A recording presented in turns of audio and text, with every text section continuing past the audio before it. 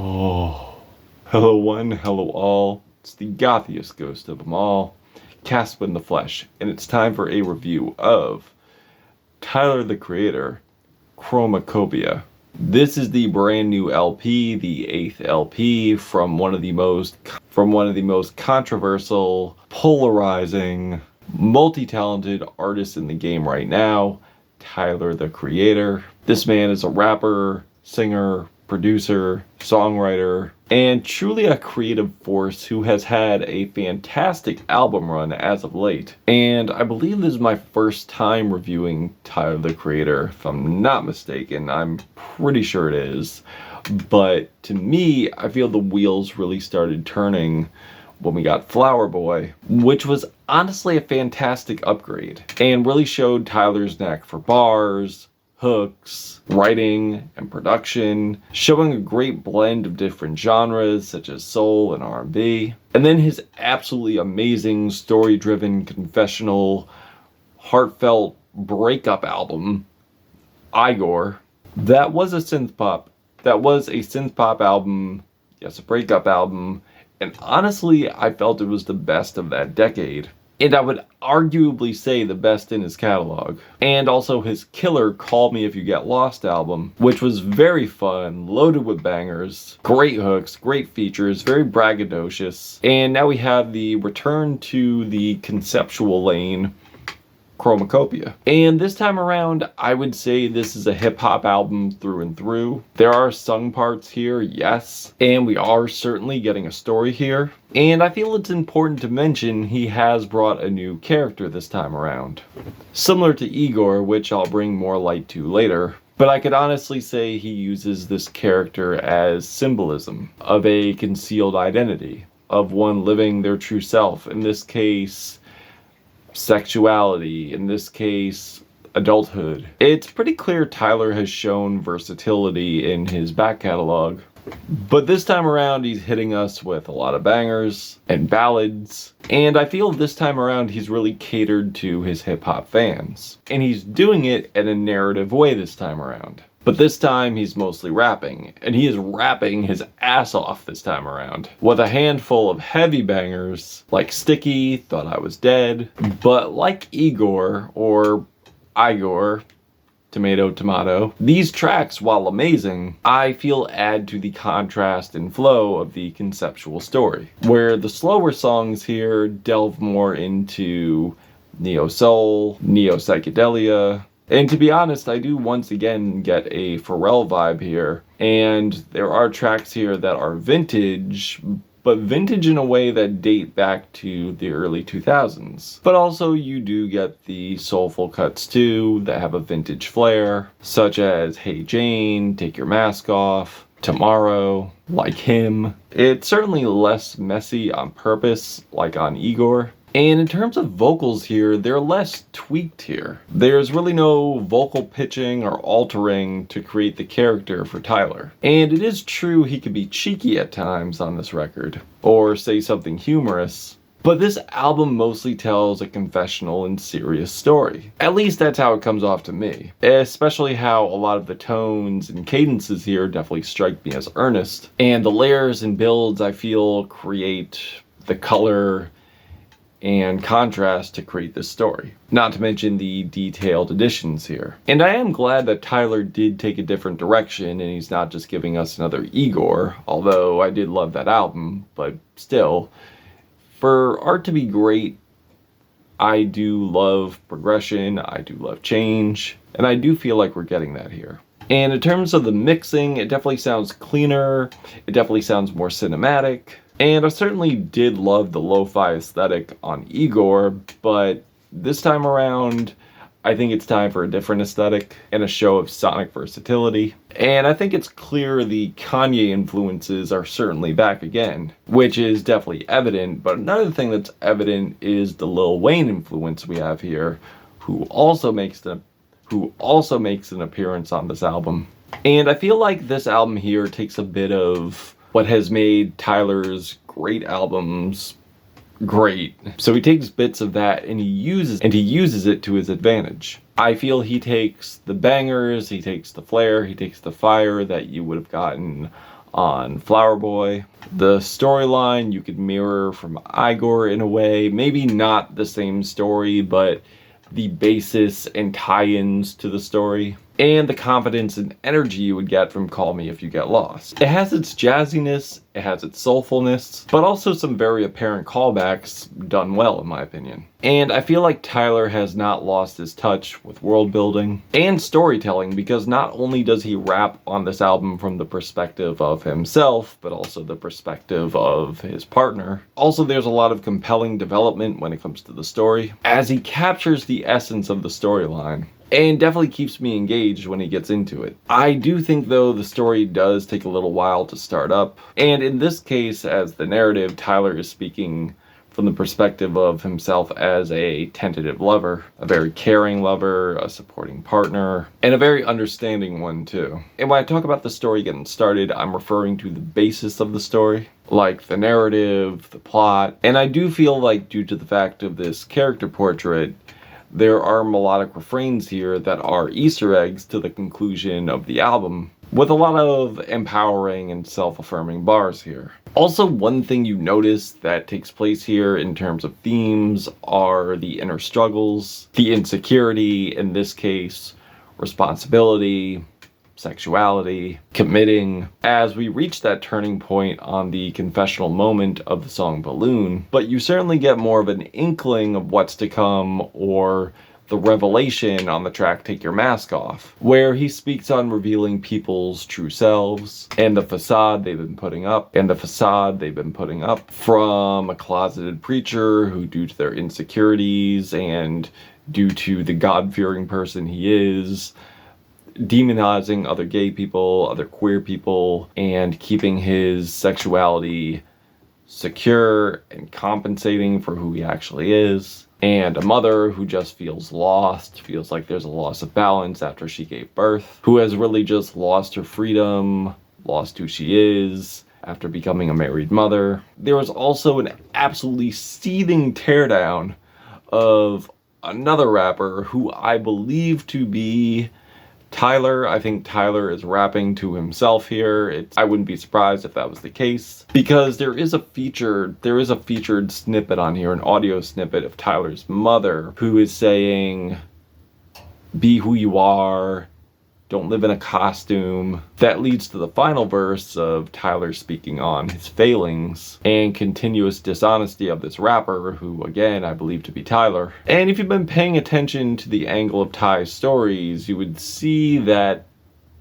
again, good chance he's talking about himself. And even though Ty is a massively successful artist, it is possible his insecurities and what he's done as a person is eating him alive here. But I feel like the ending here is definitely a more liberating one, definitely a more positive one in my opinion.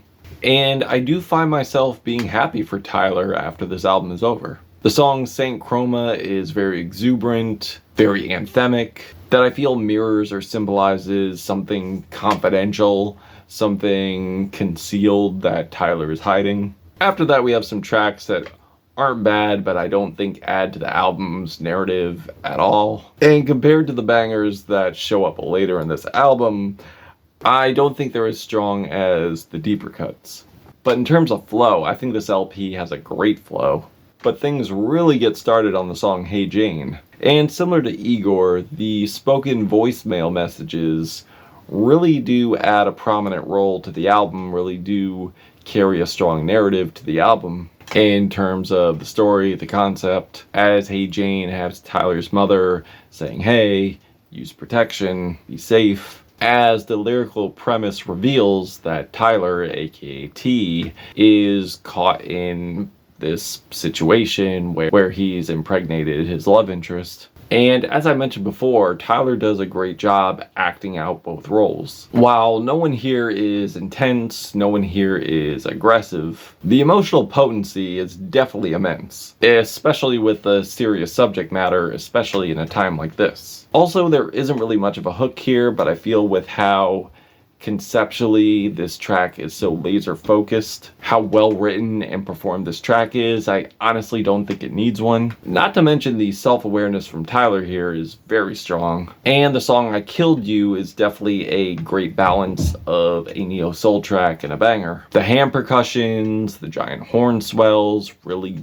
do capture the building of the track. There was also no denying that the Pharrell influence is still here, but Tyler does put his own unique spin on it. The raw thumping, clicks and clangs, rattling along with these dreamy guitar strums, along with a jazzy section and heavenly vocals on the back end, are definitely a dead ringer here, along with the woodwind arpeggios. But the way Tyler attacks this track, you could really tell it's him. It really affirms that it is him. Not to mention the refrains here are catchy as hell, along with the bass, the vocals that are almost Boys to Men-esque. The song Judge Judy, in my opinion, is honestly the worst track here. Like, the mixing sounds so smudgy. It's very mellow. And there's a few other things that hold this track back for me. One, the singing is awful. The melody just sounds to me as a bad version of Darling Nikki from Prince. Also two, why is he taking the lyrics from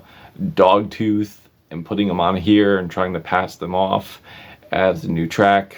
I don't really understand. And also, I'm not really into the fake moans on the back end. They just come off kind of weird to me. Thankfully though, it's all fire from here. We get Sticky with Sexy Red, Glorilla, and also legendary Lil Wayne, which in my opinion is the most strongest explosive down south banger track here, which in my opinion is the strongest down south explosive posse cut here, that begins with these exuberant kids chants, acoustic whistles that eventually gets introduced to this booming bass, and metallic percussions and thunderous hand claps that sounds like a rambunctious hyped up drum line, which becomes more prominent with these monstrous horn lines that are very anthemic. It sounds like a dirty down south marching band. Also lyrically, cadence wise, everyone's bringing their best showing here, from Red to Wayne to Glow to Tyler. Of course, Tyler steals the show here with a lot of vocal variation,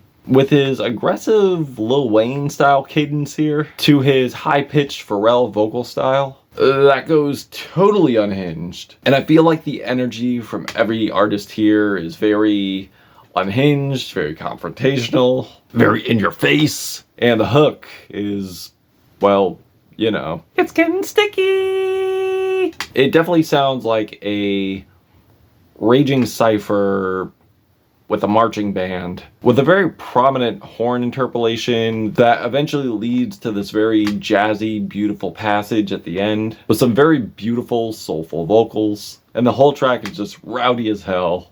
And then transitioning to this gospel chorus. It's definitely a calm after the storm type track that leads seamlessly into the next track, Take Your Mask Off, which is another song that's very half Pharrell, half Kanye in a gorgeous way. From the absolutely stunning horns, glossy synths, decadent piano runs, the enchanting choral vocals are uplifting, wondrous. In a way, I could see this landing on Kanye's back catalog, such as College Dropout, or mostly Late Registration, with fantastic cutting bars, as I mentioned before. It's clear you wish you got your flowers sent. You eaten fertilizer to balance shit. Now go stand in the sun. Use some fake tears to water your roots. Take your mask off, tell them the truth. Woo!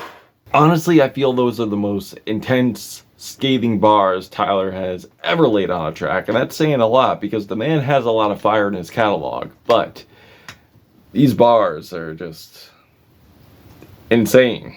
And as I mentioned before, I really think he's referring to himself. You know, if you've been following the storyline. As the lyrics here are about living your truth, living your life, being honest, being strong in who you are, and breaking out of this facade, dropping the act, and taking your mask off and proudly showing who you are, which, as I mentioned before, with the character portrait, with the character used as a concept, and the character being masked, it's pretty clear that this was symbolism of taking the mask off and showing who you are. The song Tomorrow does take a somber turn though, where we're getting messages from Tyler's mom saying how she's excited and really wants a grandchild. And now Tyler is finding himself stressed over this matter, not ready for a child, but feels like he's running out of time. It's easily a night and day difference from the last track for sure. Also, Ty's falsettos here are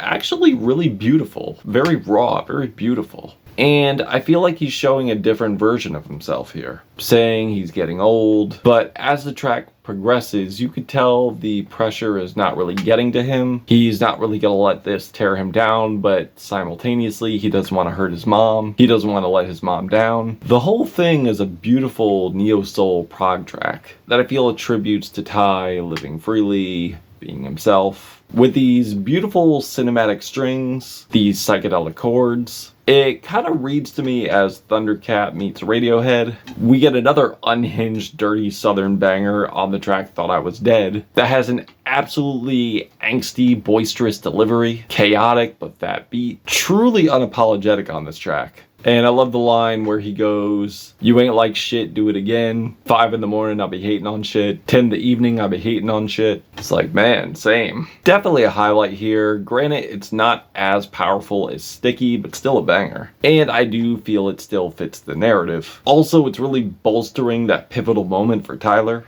Like, he is just bolstering it. He is just letting it be known, just being unapologetically him, along with a killer feature from Schoolboy Q. Also, I love the shifting moods and dynamics of this album, because right after that we have Like Him, where his mother is saying how he shares these similar features to his father. That sounds very Radiohead-like, with a very euphoric piano, which is very chilling, haunting, and absolutely beautiful. And I love the beautiful synth layers here. And again, it seems Tyler is speaking about his father, and not knowing him, and his mother comparing him to him. It also seems that Tyler is speaking with his mother about his father, who I feel he does not want to be like, asking if he looks like him, mirroring the fact that he could not handle the pregnancy and the situation that he was in, and having resentment towards him and asking again, do I resemble him? Do I resemble the person